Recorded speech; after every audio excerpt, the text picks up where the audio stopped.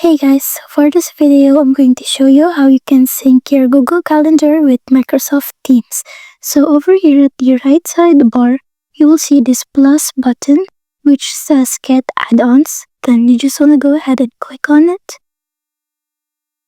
And then over here at the search bar, you just want to go ahead and search for Microsoft Teams Meeting. And then you want to click on these add-ons. And then just click on install. Then you want to choose your account, and after that just click on done and then close this window. And over here at the left side bar you will see that Microsoft Teams is now available. So you just want to go ahead and open that, and then you just want to click on authorize.